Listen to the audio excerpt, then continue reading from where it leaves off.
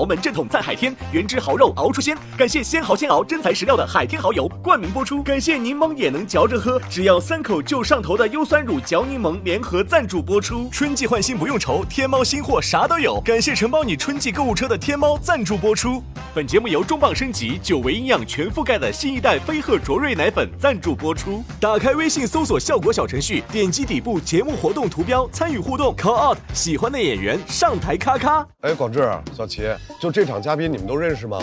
这都谁呀？这全明星阵容啊！我跟你说啊，这次好几个冠军在场上的啊。哎，你俩没准备点吗？有战术，有战术。这么打吧，都摆烂了。这场真的不一样啊！你们一会儿吐槽的时候注意一点啊，听见没？这不犯规吗？裁判呢？有没有人管我？裁判呢？这犯规了。行，都不管我。那咱们就说好了啊，这次你们写不出内容来，不许再说我了啊！行，就这么来。我觉得有机会啊！而且我之前吐槽不够狠，这次我要多说你们俩。好，中！我就说这操作莽就完了。哎，刚刚是不是有人说话了？没事，没人说话啊，上台吧。好。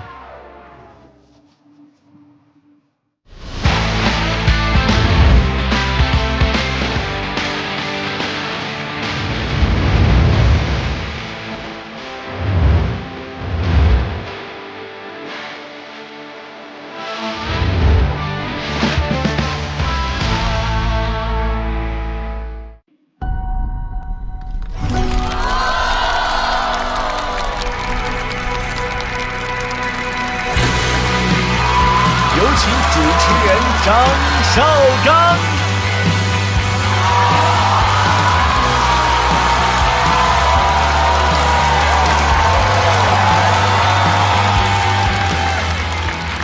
名人不说爱话，各位好，欢迎来到由鲜蚝鲜熬的海天蚝油冠名播出的主咖和他的朋友们，我是主持人张绍刚，欢迎各位光临。非常高兴的告诉各位，今天我们是电竞体育的专场，所以有明星，有帅哥。今天我们请到了和电竞体育相关的明星代表和他们根本就不认识的朋友们。节目组反复跟我说这期节目有一条暗线，叫高光时刻，但是又告诉我不要强调。我说这暗线，我要是不强调，谁能品得出来？我得告诉观众呀，对吧？没必要藏着掖着的。好不容易想到了这么一个好词儿，就告诉大家，其实我们跟观众，大家也是朋友嘛，对吧？所以，我们节目的名字其实也有一条暗线，主咖和他的观众朋友们，品出来了吧？确实是我刚刚想到的。网上有一句话说，每个人其实都活那么几个瞬间，那些瞬间就是我们所谓的高光时刻。如果各位朋友你们想到自己的高光时刻，就打到公屏上啊。高光时刻可能会出现这样的情况，我们看着别人的描述，心里面会想说，这也叫高光时刻？不要管别人怎么说，高光时刻是属于自己的，自己觉得高光就行。我也有高光时刻，对吧？为什么一片沉默呢？算了，我不说了，我这说你们也不爱听，不说了啊，不说了。这样，等到我的专场，我们这期节目的嘉宾都有自己的高光时刻，先来看一看都有谁。我们掌声有请嘉宾出场。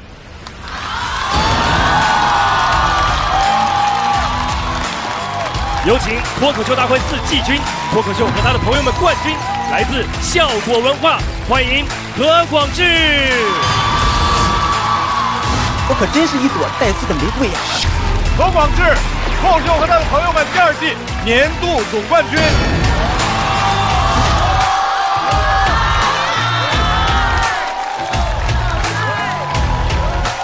他是主咖和他的朋友们第1期 Top King 获得者，除此以外，暂无奖项，来自长沙校吗？欢迎脱口秀演员小齐。你们没学过生气吧？恭喜小齐获得本场 Top King。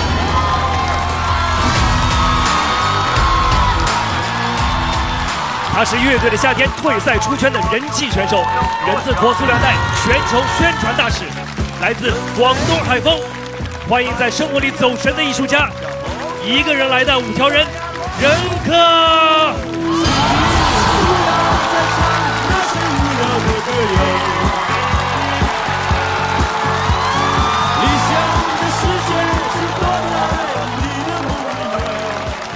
他是推理脑中白月光，书销70万册的青年作家，在银河系旅行的歌手，战至巅峰冠军队成员集各种标签于一身的新时代斜杠青年，欢迎胡一星。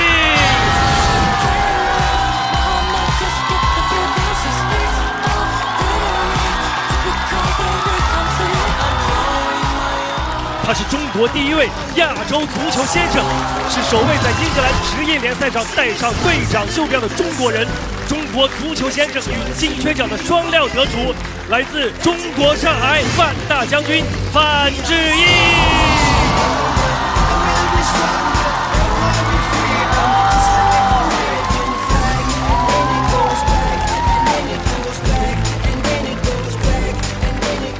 他是昔日天才 AD， 首位 LPL 职业比赛德莱文5杀选手，电竞顶流主播，花盆景观爱好者，有请水晶锅 Crystal。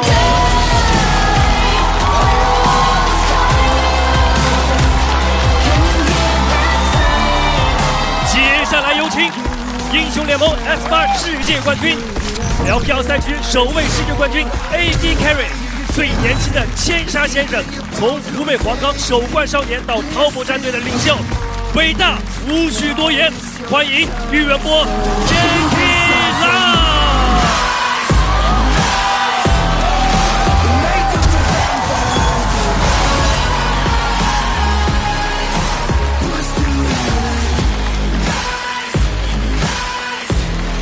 最后登场的是首位 NBA 华裔控卫，毕业生涯最高得分38分，同领7点全球的零疯狂缔造者，2019年 NBA 总冠军成员，来自哈佛大学，有请林书豪 Jeremy Lin。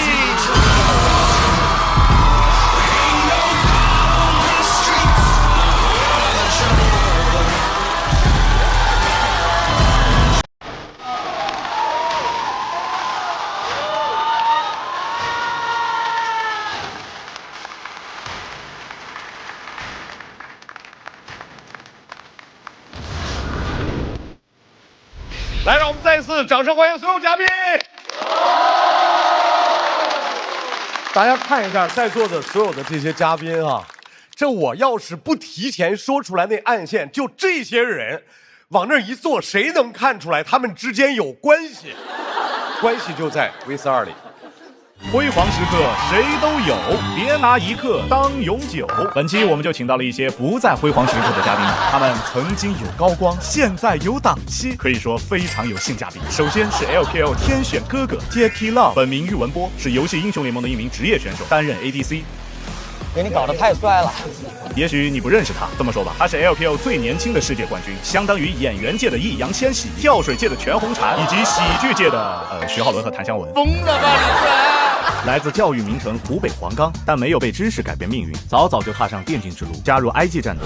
很快他就迎来了职业生涯的高光时刻。2018年全球总决赛的8强赛，不被看好的 IG 对上了 LCK 的头号种子 KT 战队，第5把生死局，双方僵持不下时 ，Jacky Lau 作为本该待在后排的 ADC， 在没有保命大招的情况下，用一次赌上职业生涯的闪现向前拿下4杀。翻过这座山，他们就会听到你的故事 ，LPL 最后的希望。之后 IG 更是一路过关斩将，为之前一直被外赛区压着打的 LPL 赢得了首个全球总决赛冠军。我们是冠军！但这也就是 Jacky Lau 最大的高光了。转会到滔博战队后，他说：“我们会创造新的历史。”果然，他创造了 LPL 最差的一个外战历史，输韩国、输欧美，甚至输越南。看来有些话还是说早了。只有冠军才会被一直记住。不止哦，输越南也会哦。但没关系，哥哥，你打不过的越南，国足帮你赢了。这句话太了。而在篮球圈，林书豪的职业生涯跟 Jacky Lau 非常相似。作为华裔天才篮球少年，在高中时期就获得了北加州2级联赛年度最佳球员，但因为亚裔的身份，他被各大篮球名校拒绝，只能无奈去读了哈佛。我很不想去哈佛。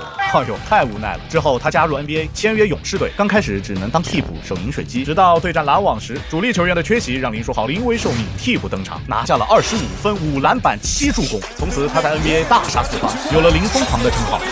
自此，林书豪一战封神，成了 NBA 顶流。不出意外，接下来就要出意外了。17年，他因髌韧带断裂，从核心球员成为边缘替补。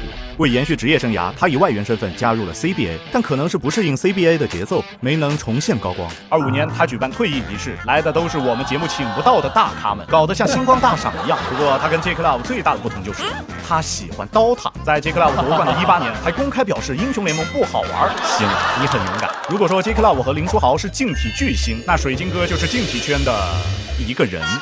ID Crystal 本名杨帆，但却没有起航，也是英雄联盟的 ADC 选手，拿下过 LPL 第一个德莱文的5杀。好啦，他的高光讲完了。退役后转型做了主播，却展现出远超游戏技术的抽象天赋。虽然他遇到很多失败，但他衬托出了那些成功者的伟大呀！不是所有人都能拿到冠军奖杯，也要有人拿花盆呀！为什么别的退役选手桌子上面摆的都是奖杯，你是一个花盆？让我们向花盆致敬。说完竞体，来说说娱乐圈。现在站在你面前的是演员、歌手、游戏主播、电影博主、风险投资人、导演、作家、剧本杀作者、推理的神、高智商学霸、南大校草溥仪星。哎呦，不知道现场能不能坐下这么多人。商学院硕士出身，因参加一战到底的出色表现被大家认识。去名侦探学院后，又凭借出色的推理能力和长得帅，一下成了圈层流量偶像，还在电竞节目战至巅峰夺冠。我将会在中国综艺史上留下浓墨重彩的印记。后来还转型做唱跳歌手。哦不，他这么多title都不能叫转型，只能叫顺便。虽然唱跳实力仅粉丝可见。但也为音综贡献了不少热搜。你别说，一般热搜只会有难听2个字，指名道姓说谁难听的还挺少见的。说完跨界歌手，来说本职歌手任科，一个非常符合大家对广东人刻板印象的人。安静一下，大家安静一下。小龙女也想过的生活，有口音，5条人被抢了，很松弛，穿拖鞋。作为家道中落的富3代，摆过摊，卖过盗版书和打口碟，所以我挣的钱不多。如果不是搞乐队，其实就是灵活就业人员。08年和阿茂组成了5条人，但直到参加月下，因为反复被淘汰又反复被捞，才彻底出圈。不仅出了乐队圈，还出到学术圈去了，被邀请去哈佛演讲。之后还在各种圈子乱窜，写书、当导演、拍电影、画画、配音。行了，任科老师，娱乐圈装下溥仪星已经够呛了，你就别添乱了。这些嘉宾虽然看似哪儿都不挨着，但肯定是有一些巧思在的，欢迎大家细品。今天我们就让潮水退去，看看他们之中究竟谁在裸泳，尽在本期主咖和他的朋友们。哎，你怎么打上游戏了？哎呀，这不电竞场吗？我先找找感觉。哎呦，这也太下饭了！哎呦，太下饭了！哎呦，这怎么这么下饭呢？哎呦，下饭，真下饭！哎呀，不是哥们儿，我操作有这么下饭吗？你一直说，我说的是海天蚝油下饭。这喷不了，这是真下饭呐！鲜蚝鲜熬，加一点就好鲜好鲜，你吃得明白吗？快给我搞一点！哇，这海天蚝油的味道太鲜了，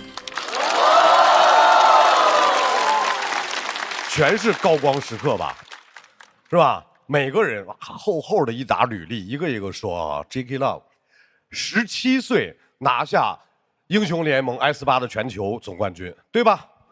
前无古人，后无来者。前无古人，因为古代没有电脑；后无来者，因为现在有规定，参加比赛必须年满18。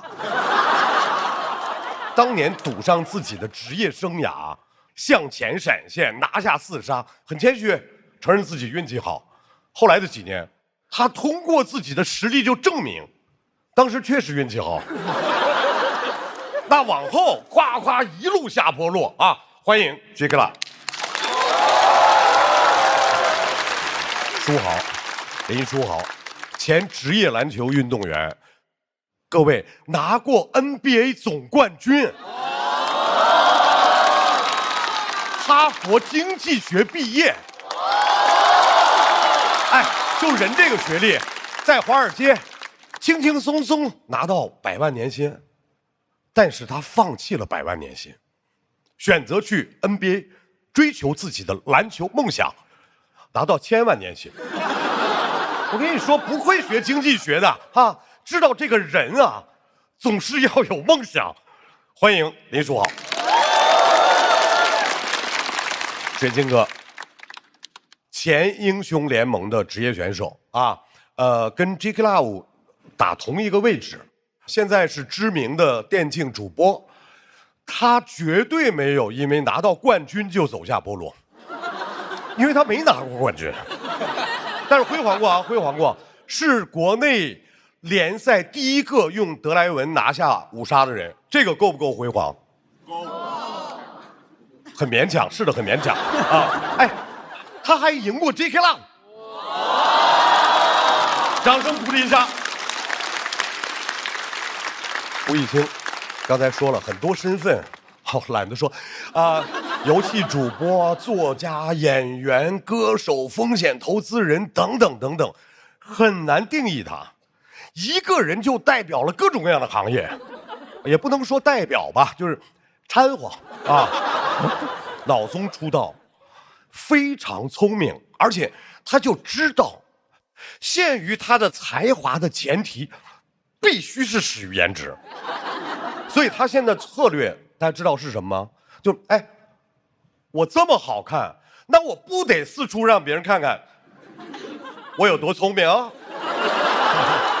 欢迎吴亦清，任科5条人乐队，而且任科我觉得是今天这场最重要的嘉宾。为什么？大家想，不管是打篮球还是打英雄联盟，是不是都得是5个人？对吧？前面4个人都准备好了，开不了局，催节目组快点吧，弄一个人来就行，随便拉一个能开局就行。于是我们就找到了道山靓仔，无他不成局，你就说重要不重要啊？任科一来，这局才能真正的凑齐5条人。欢迎任科。除了重要的5个人，还有不重要的3个人。我跟你说，光有他们仨成不了局。品牌挚友，我的老师范志毅，还有我们2位优秀的脱口秀演员广智和小齐。大家知道，一般我们这节目都会让脱口秀演员来开场，对吧？今天开场的是广智，掌声欢迎何广智。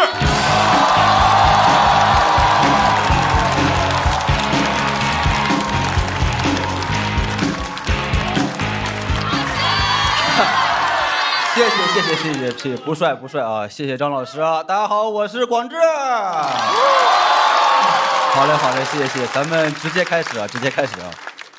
大家看今天这个阵容，不难发现啊，都是一些通过竞技比赛被大家认识的人。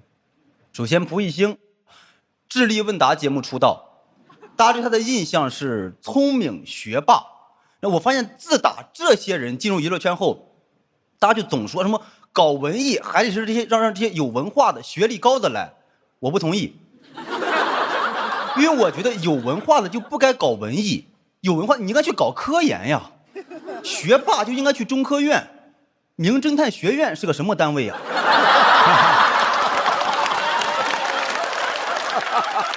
我现在就是好奇，你是属于名侦探学院院士呀，还是剧本杀学术带头人呀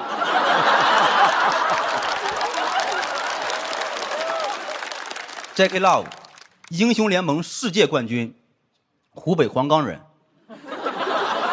黄冈的特产是啥？你们知道吗？试卷。黄冈的亲戚结婚伴手礼都是试卷。大街上连网吧都没有几个的城市，走出来一个电竞世界冠军，就这个离谱程度，他都不是林书豪去 NBA 打球，他是张绍刚去 NBA 当篮球宝贝。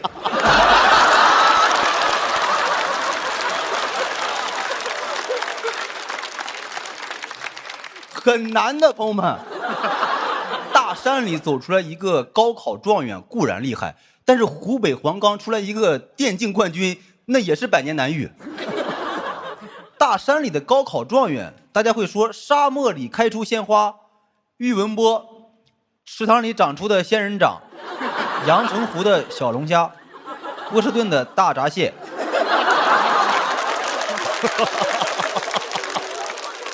这个冠军太不容易了，你们想湖北黄冈的教育资源多丰富呀？据说那会儿初中生一周只有1下午的休息时间，就你周围的人都在学习，这种氛围你很容易就把持不住自己，就学上习，从而走向人生的正轨。所以黄冈对于电竞选手来讲是很危险的，因为你的身边充斥着各种学习方法、考试心得。他当时有个同学就没扛住，别人递给他一张卷子，没当回事他就做了，才18岁就被2本院校录取了。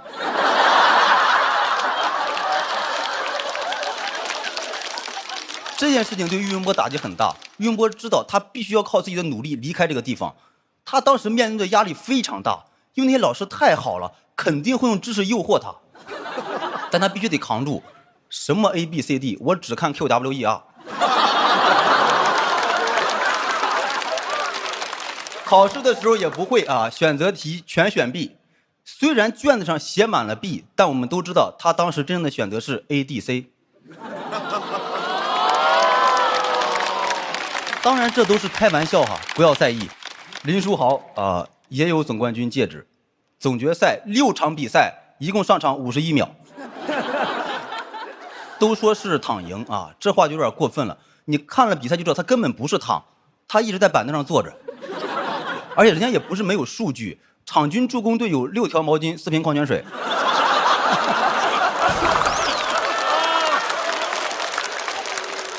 这种冠军呢，确实不好意思往外说。你因为人家 Jackie Love 一说全是细节是吧？我当时向前一个闪现，直接拿下4杀，杀死比赛。林书豪咋说？我当时向前一个挥手，打得好。当然，这种你换一个角度也是可以吹吹牛的。他可以这么说：那年总决赛打巅峰勇士，我汗都没出。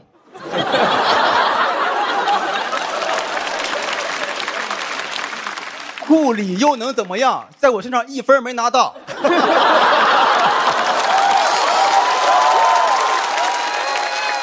我们编剧去前采林书豪，然后林书豪说他不擅长吐槽，然后我们就问他，如果说节目上一定让你吐槽别人，你会怎么吐槽？他说那我这么吐槽怎么样？他们玩电竞的还吐槽我，他们能有我挣钱吗？我打一场球抵他们1年的收入。我们当时听完觉得他挺会吐槽的，就是很可爱，你知道吗？这个吐槽就很实在，你知道，就是吐槽不过直接说你挣的没有我多。当时呢，这句话给我整恍惚了，就我当时一下分不清对面坐着的是来自美国的林书豪，还是老家的我三舅，因为他说话跟我三舅一样，没有什么梦想与希望，张嘴闭嘴就是钱。我过年回家跟我三舅聊天，我说我明年没有那么想赚钱，我想做点自己喜欢做的事情。我三舅一扭头，你不挣钱你想治啥？林书豪，虽然这句山东话你听不懂，但你绝对能跟我三舅聊到一块儿去。我给你保证，我三舅虽然不看篮球，但肯定很喜欢你。你自我介绍完，我三舅的反应肯定是非常崇拜你哈，他打篮球好，打篮球来1000块。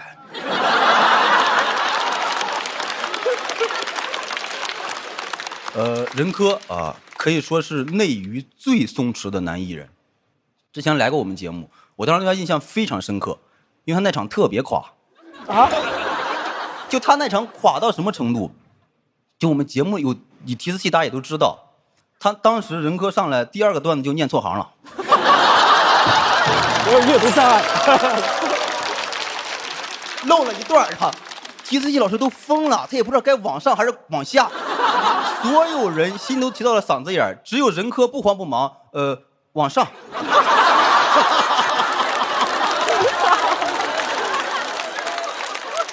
下来一点。好，咱们继续。当然，这并不是我唯一一次见任科救场，就在前不久，在罗老师的那个科技发布会上唱歌，又见了一次啊。因为超时的原因，就是任科唱到一半的时候被拉闸了，然后任科就开始救场。那天晚上怎么说呢？我感觉我看见卓别林了。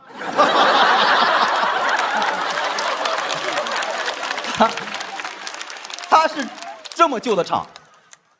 好，耳机里说让我现在开始救场。好，我现在开始救场。好，首先祝大家新年快乐。当时说这句话的时候是11月份。新的一年祝大家都能开开心心啊！好，让我继续说话。好，新的一年是马年，然后呢，我属虎。好，非常完美，没有一句挨着，但是非常完美。其实呢，这两个时刻，我发现只有我们认为任科在救场，他自己并不这么认为，因为他并不认为这些时刻他搞砸了。我觉得这个很厉害。大家老说什么高光时刻，我觉得你说高光时刻，就等于说你把其他的时刻都否定了。他没有高光时刻，那就证明他每天都是高光时刻。所以在他眼里，就是这个世界上没有什么事情是会搞砸的。节奏器往上。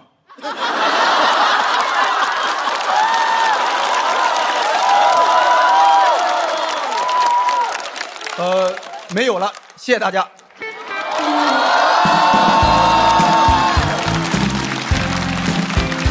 哎呀，太精彩了，太精彩了！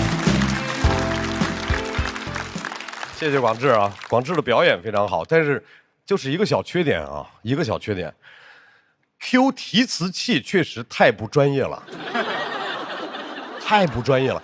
真正专业的人谁看提词器？对不对？真正专业的人。下一位要上场的，水晶哥。人家水晶哥其实也拿过冠军，在另一个游戏 CSGO 里，人家拿的那个叫主播争霸赛的冠军，啊，他是因为家里面断网没有参加嘛，队友们顺利的拿到了冠军，所以就是有的人他不在，可能是对团队最大的贡献，啊，你有没有想过一件事，就是你那个网有没有可能是队友给你掐了？掌声有请。虚空的冠军水晶哥。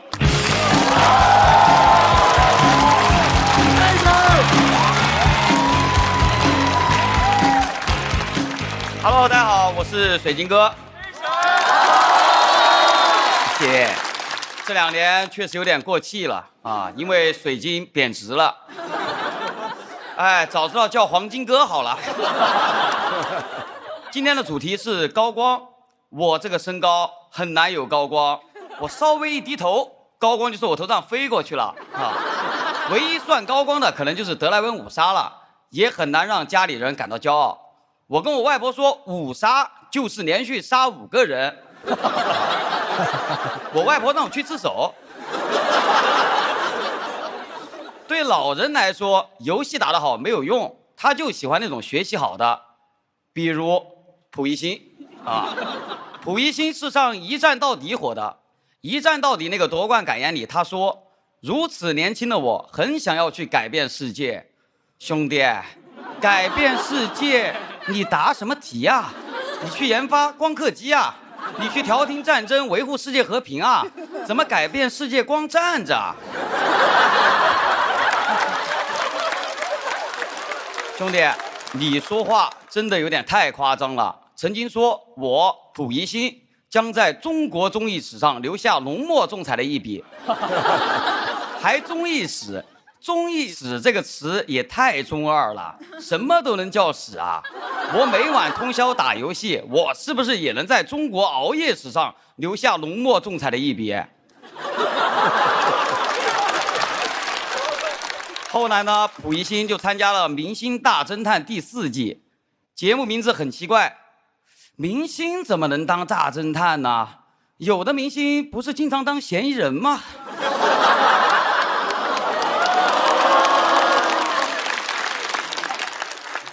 我任科哥，人我不认识，但这个形象我太熟了，穿个拖鞋，吊儿郎当，跟我在网吧的时候一模一样。你那歌是不是在网吧写的？阿珍跟阿强该不会是在双排吧？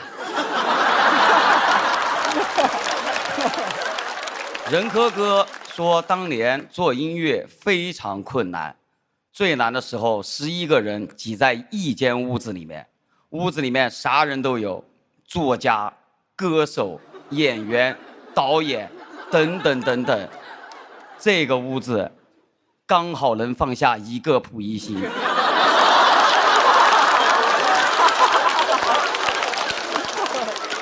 接下来林书豪，他非常厉害。林疯狂2019年随猛龙夺冠，我很羡慕他。没有冠军是我职业生涯最大的遗憾。书豪哥夺冠时，不少网友都说他纯混子，说有伦纳德、洛瑞2条大腿，替补拴条狗都能夺冠。网友说话怎么这么难听？说他干啥？起码人家夺冠了，只要给我冠军，我愿意当狗。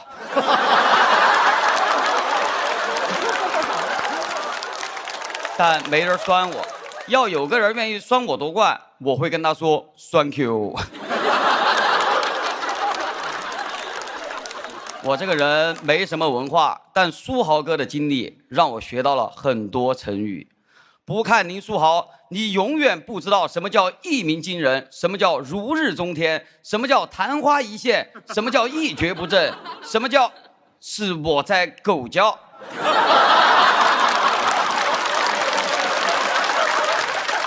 原谅一下，我太想夺冠了。林书豪离开 NBA 3年后，2021年他说：“我目前比任何时候都要好，我依然是 NBA 的水准。”那照你这么说，我也可以说我目前比任何时候都要好，我依然是 LPL 的水准。虽然是 LPL 的水准啊，但我跟 JK Love 没法比，因为我没输给过越南。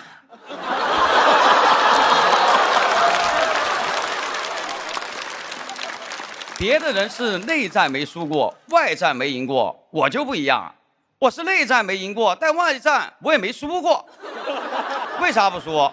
因为我没这个机会。JK Love 性格堪称伟大，很能吃压力，怎么说都不生气。我不行，弹幕一说我就生气啊，因为他们老说中。所以我从来没想过有什么高光，没奢望过拿过冠军，只要一点点光，够我光合作用就可以了，因为我菜嘛。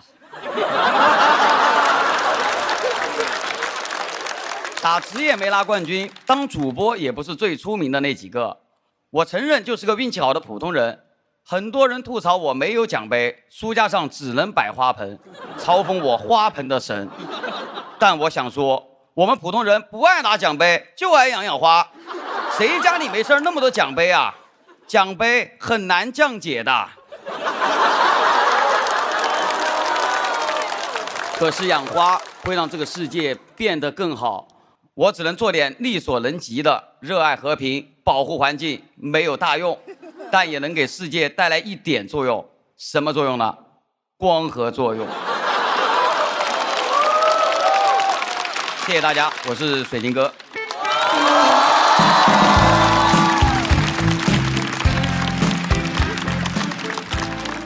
看出来了，嘴是真硬。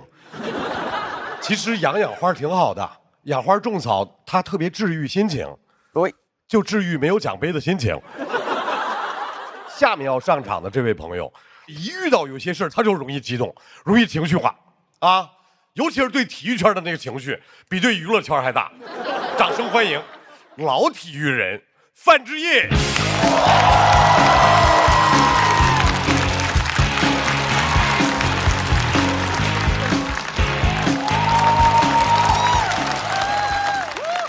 大家好，我是范志毅啊。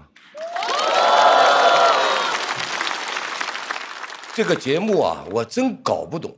录到现在我才上了5期，小齐上了3期，还天天说我是品牌自由。小齐怎么回事？你是哪个品牌的？小齐啊，今天我告诉你啊，这里的品牌自由只有我一个，给我一个上海人啊，气出河南话了。我蛮期待这期的，之前那几期都太正经了，跟出席商务活动一样。今天来了体育明星，我很兴奋。大家都知道我这个人不偏商务，我偏运动的嘛。苏豪，5年啊，我等了整整5年啊。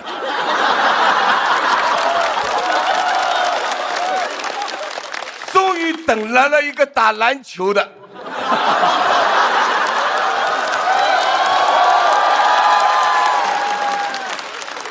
这5年啊，楠楠他们综艺都不上了，我只好辛苦一点，把他们能上的、不能上的综艺我都上了。哦呦，忙死哦！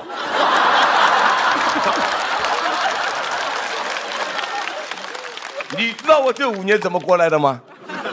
哎，过得确实蛮好的。今天终于等来了苏豪，一开始搞得我热血沸腾，后来听说他已经退役不打篮球了。哦呦，这蛮可惜的。那以后只能一起上综艺了。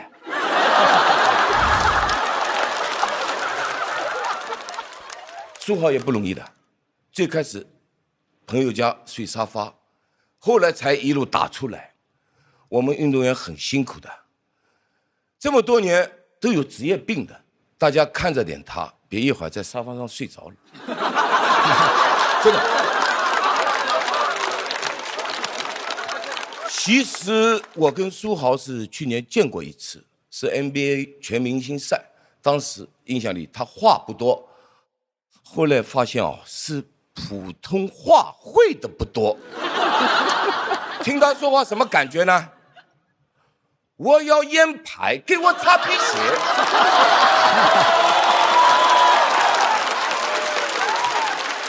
苏豪，这还算好的，有口音，起码能听懂。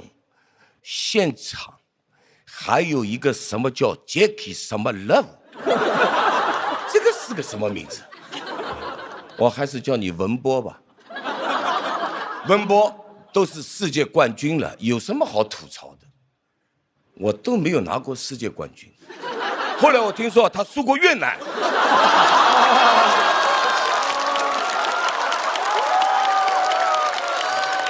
水晶哥，文波的同行也不容易的，打比赛没有拿过冠军，直播没有奖杯摆，只有摆花盆。你来我这，我那奖杯多呀。搞不好人家现在养花真有一手的。这样啊，你有空去我那帮帮忙，帮我给球场的草坪浇浇水。哎，你不白了，真的，我送你个冠军，人生第1冠，浇灌。哎，干好了啊，还有那种喷冠和淋冠，你就是3冠王。何广智人家也有冠军的，拿冠军的时候获奖感言还敢提到梅西夺世界杯。他什么冠军？你什么冠军啊？梅西能和你比吗？他这辈子只能争世界杯这1个冠军。哎，你这对面不还有一个吗？看看能不能转会过去拿一下。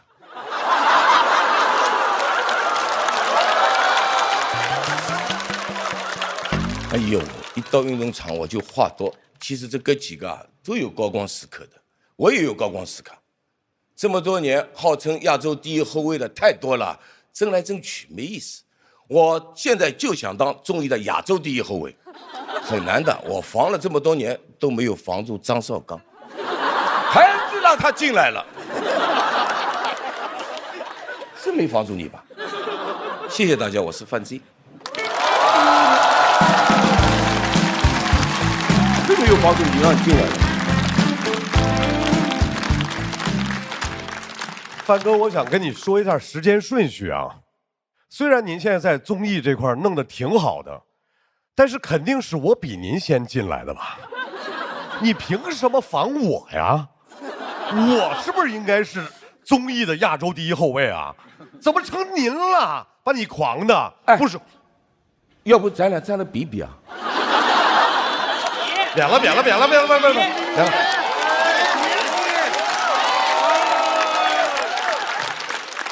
要不比比，还踢后卫，没必要，我跳都不用跳，没必要，那么大岁数了，由着他吧啊。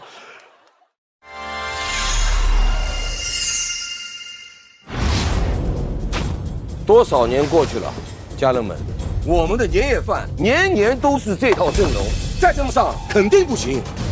今年咱们必须变阵，记住，今年你们不是一个人在战斗。海天豪门队焕鲜新年味，海天豪门队焕鲜新年味，上场。新年有海天，年味更新鲜。下面要上场的可就是年轻人了，小齐。我可以告诉大家，小齐真的是来第3次了，节目组是真喜欢的。你看，说唱、综艺人、电竞都来，你就感觉吧，360行，行他都爱喷。让我们掌声有请纯爱喷的战士小齐。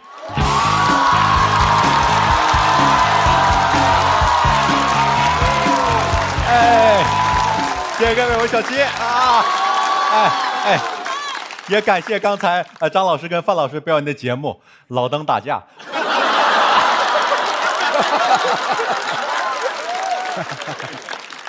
哎呀，这个嘉宾阵容能看出这个节目要完了呀！以前来的什么人？向佐、张唯一、艾弗杰尼，都这些该吐的。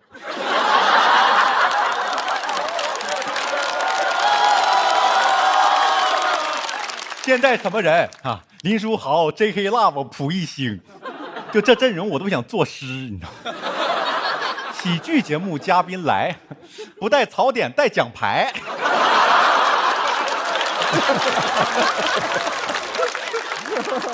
你让小齐怎么办？拜拜。真的，我最开始知道这嘉宾阵容，我觉得我不配吐槽他们这帮天才。你说人家 J.K. Love 17岁夺得电竞比赛冠军，林书豪23岁成为林疯狂，我16岁参加工作。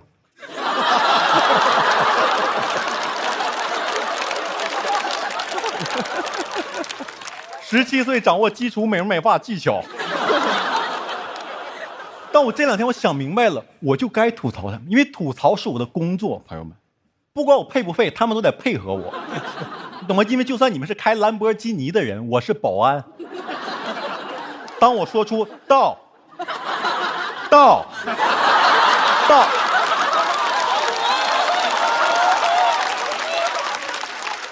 他们就得到。今天来的是电竞跟篮球的，哎呀，情感很复杂，因为这俩都是从小就热爱的运动，也是我上中专的原因。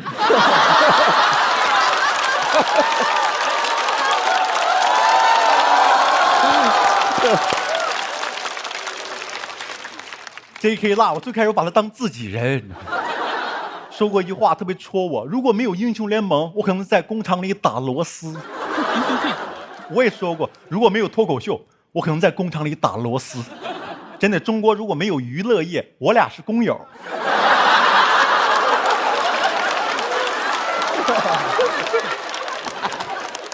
电竞的手速打螺丝得多快啊！啊，可惜了，再来2条流水线。林书豪啊，曾经的 NBA 巨星啊，现在来这破节目了，能理解。哎呀，退役了嘛，又住在美国，站不上3分线，就怕斩杀线呢。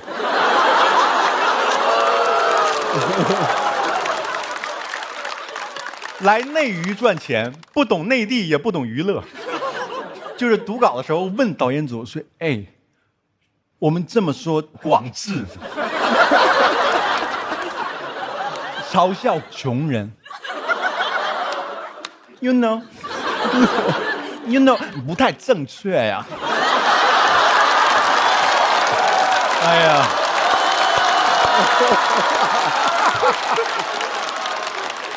哥，你多虑了。他现在最近呢，挣的应该比你多。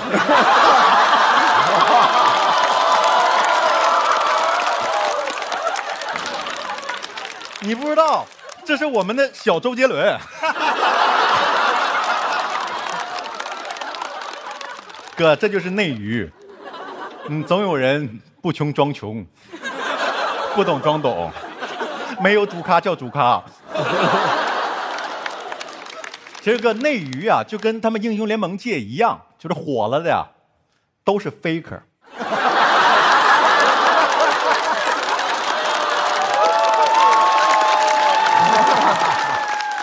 胡一星，啊，这个突然过渡到你，没有说你是 faker 的意思啊。他的学历是约翰霍普金斯大学的硕士，贼装。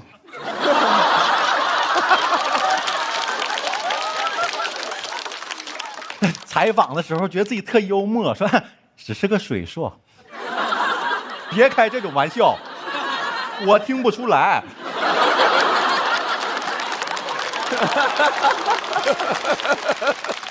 我真当水硕的，导演还暗示我说想读这个大学可不容易了。我说是，我读好几遍没读明白，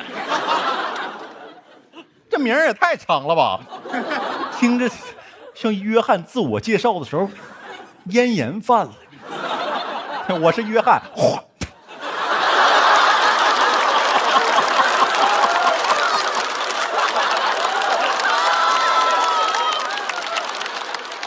还好今天有人科呀！他的学历是在座我最敬佩的，他是我见到第一个中专肄业的。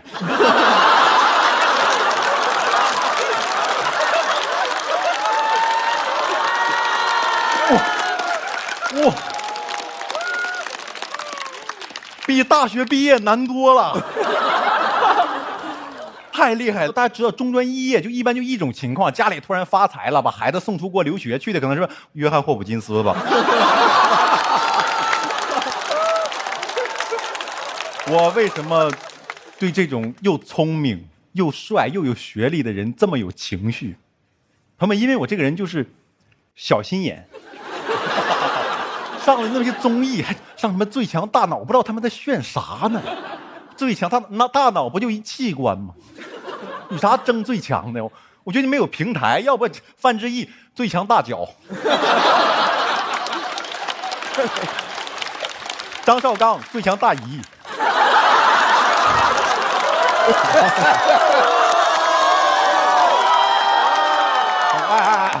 朋友们，一线的一，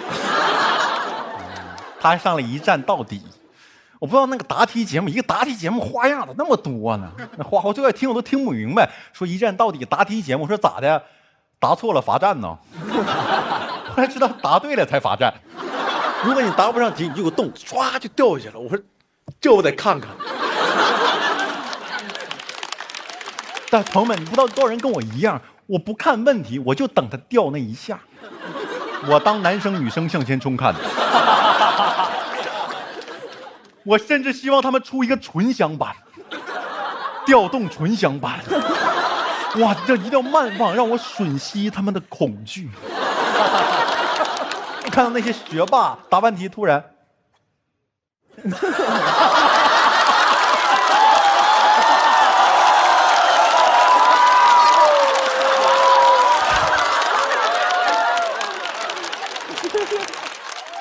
过瘾。吴一星一上去那个表情，3分讥笑，4分凉薄，不知道他在那帅啥呢？一个动脑子的答题节目，他答题之前在那儿。你要到东南亚打自由搏击啊！你动脑子就算热身，也不应该是那种3.1459263.196314963.145，或者侵害李皮鹏，他侵害李皮鹏。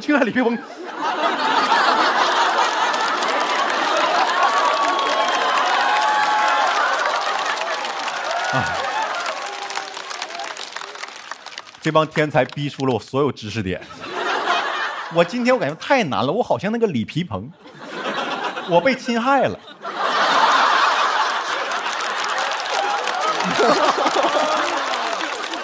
哎，他那个答题节目一站到底还放狠话，贼尴尬，你知道吗？答题之前一个人，剑在手，谁是英雄？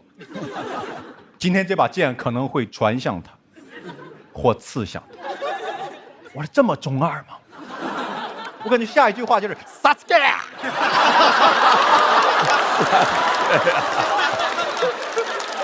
拿了个。而且不知道他答那个题有啥用呢？朋友们，他们当时花了那么多时间背那么多冷门题目，你可能没想到，后来有 DeepSeek 吧？那个题整贼帅有啥用啊？这贼帅上去。美国总统肯尼迪是在德州哪个城市遇刺的？达拉斯，有啥用啊？都是历史了。不是我们不就是背的题目题库不一样吗？你的冷门点儿，你不要觉得骄傲，真的，我有很多知识你也不知道，你知道吗？不行，今天我考考你。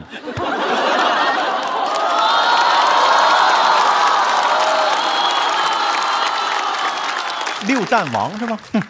请听题：漂染应该用几度双氧奶？6度。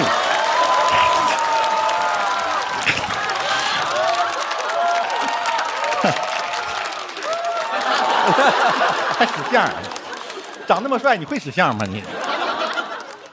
第二题，刮大白掺多少胶，业主不能发现？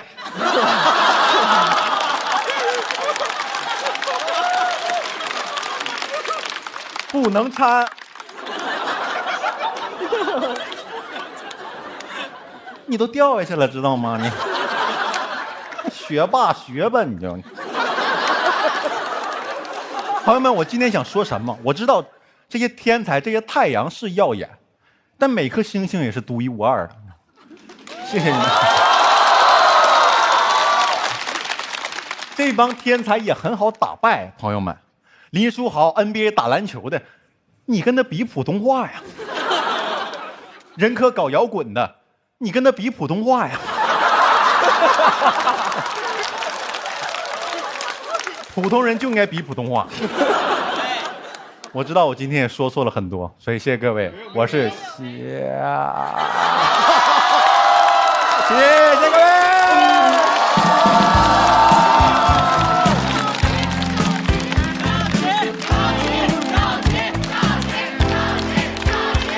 谢谢，小齐啊，啊，挺好的，挺好的。但是你下次再来的时候啊，我真的建议啊，我这儿给你做一洞，我给你做一洞啊，就是哪个嘉宾忍无可忍的时候就摁按钮，然后你啪家伙就消失。现在我心里想，推星肯定想让你消失的彻底一点。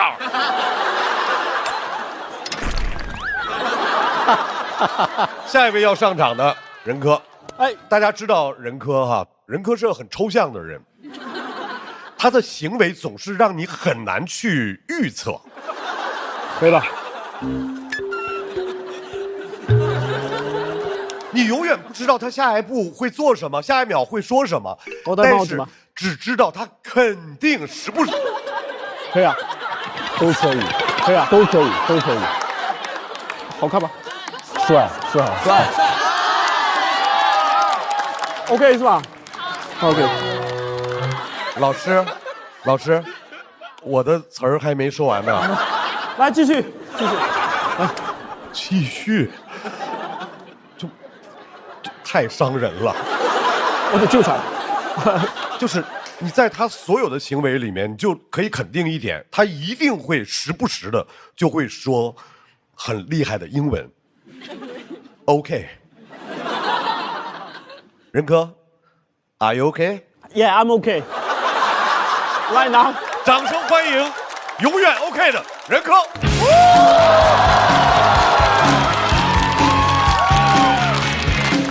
OK。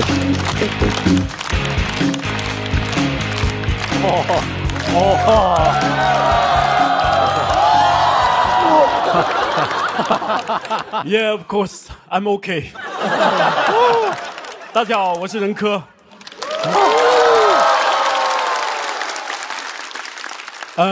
英文名叫任科，法语叫 Ranky，you know？ OK。好看我的造型不难看出来，对吧？我就是1986年6月17号出生的。这个字还可以再打大一点吗？我没有老花，我有点散光。OK。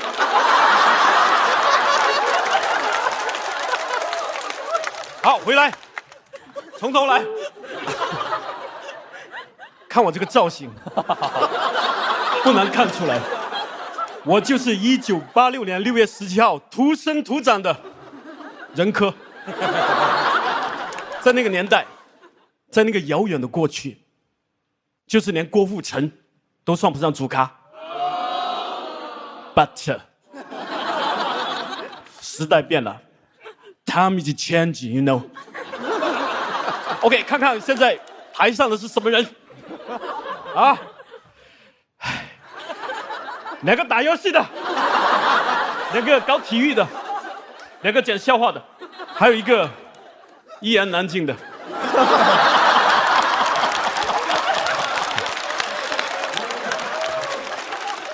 Really hard to say, you know. OK， 幸亏今天呢，有一位我的哈佛校友林书豪，林先生。OK。Yes, wonderful， 这个字体刚刚好。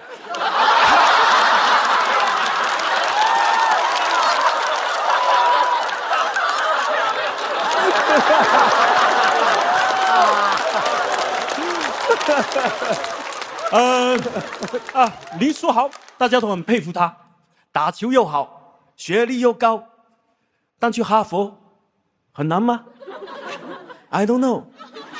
对，我不懂啊，你们是要考试还是参加什么申请之类的，对吗？去哈佛很复杂，对吗？我是被邀请的。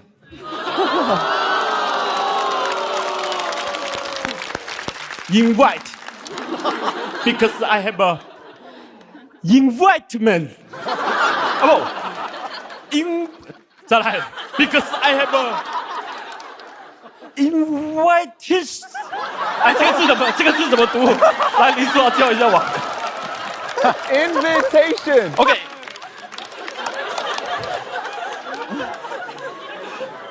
去哈佛很难吗？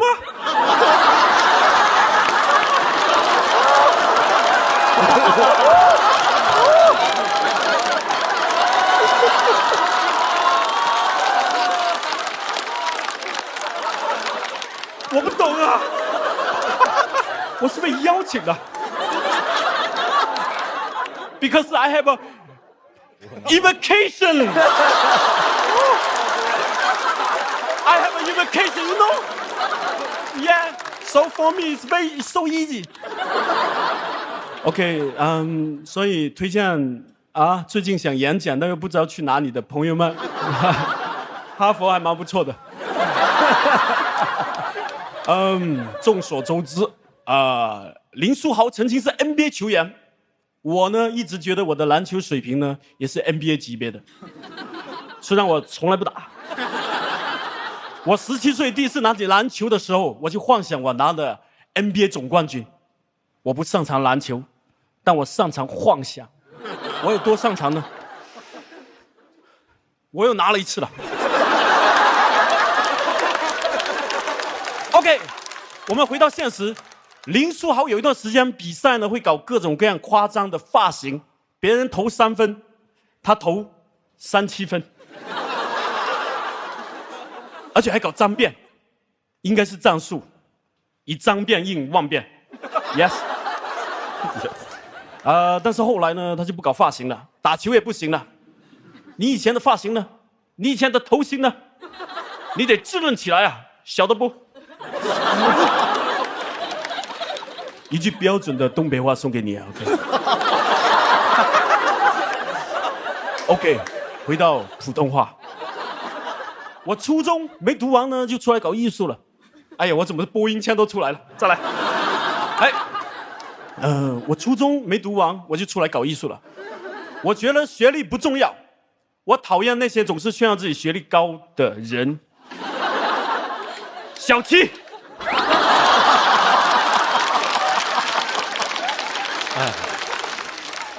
，Little Kiwi， 这是我给他取的英文名。小七，这个中专毕业的学院派，听说还写诗，我看过了，我把它打印出来。哎，这是饼干。Sorry。太抽象。嗨。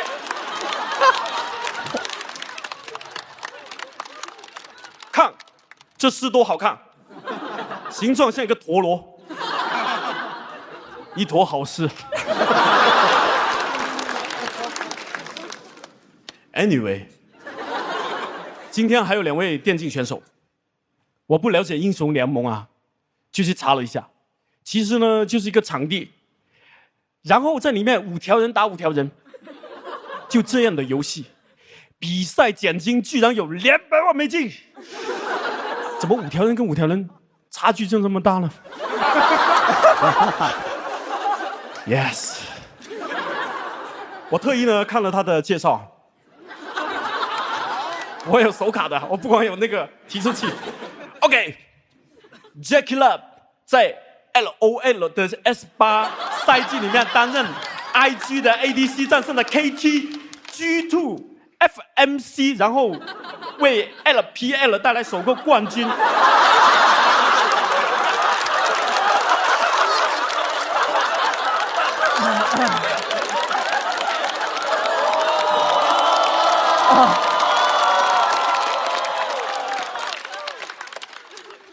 我在哈佛演讲都没有说过这么多的英文。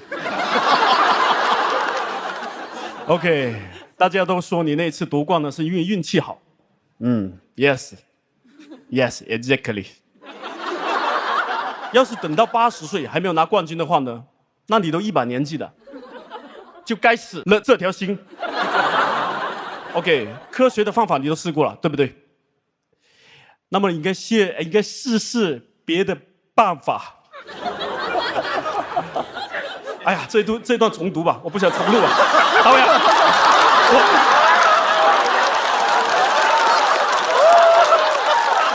太抽象。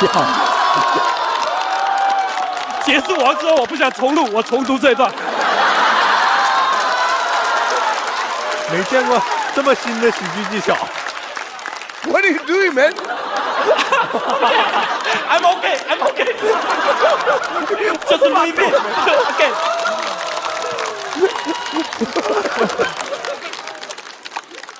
科学的方法你都试过了，你该试试别的方法，比如换个名字。要成功嘛，可以把 Jackie Love 改成 Jackie Chan。这个名字一听就很能打，对不对 ？Jackie 好歹拿过1次冠军，水晶锅呢？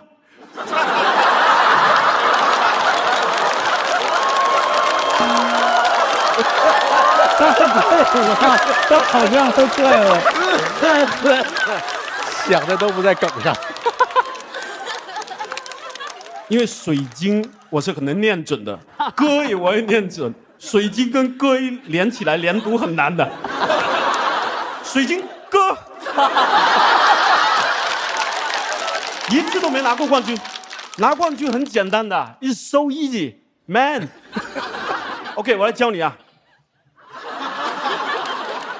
不就拿了吗？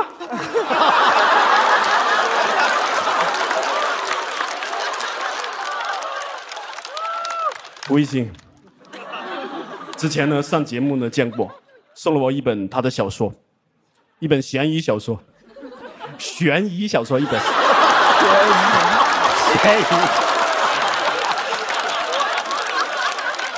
咸鱼小说。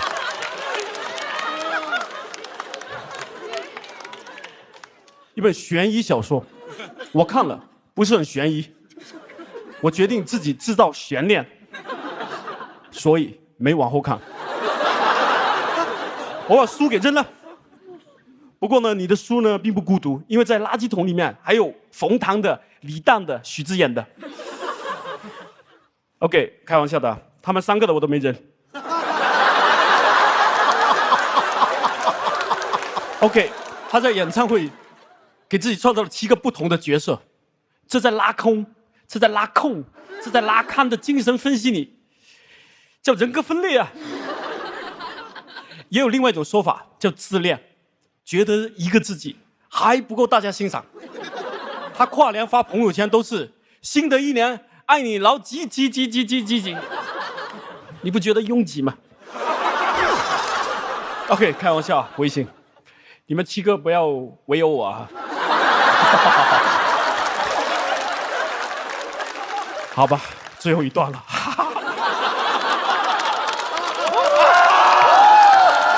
It's wonderful！ 今天讲高光时刻，我的高光时刻就是1986年6月17，我出生的那天。那天阳光刚刚好，多一点你都觉得它刺眼，既灿烂又高光。再多一点就曝光了。虽然那天出生的时候我也全曝光了，这个段子已经被导演拿走了，我临时加。OK， 当时我妈妈跟我说，以后你一定要去祖咖和他的朋友们，在这档既没有祖咖也没有朋友的节目上，为大家带去欢乐。OK， 辛苦大家，我是任科，感谢任科的表演。哎，任科的表演刚才非常好。sorry， 这句是主持人的，我多读了一句啊。OK， 提示器下班。我拿我啊，的饼干。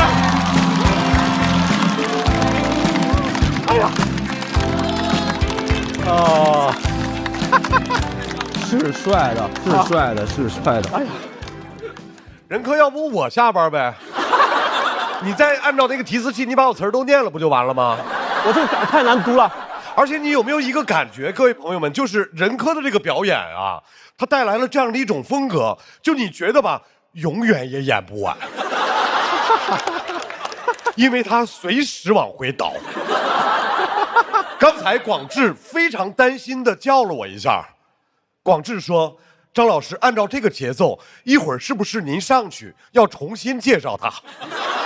广智，我要承认嘛，这个好笑。哎呀，就是这种循环播放的脱口秀风格，谢谢您给我们带来。天才，天才！哎呀，太可怕了。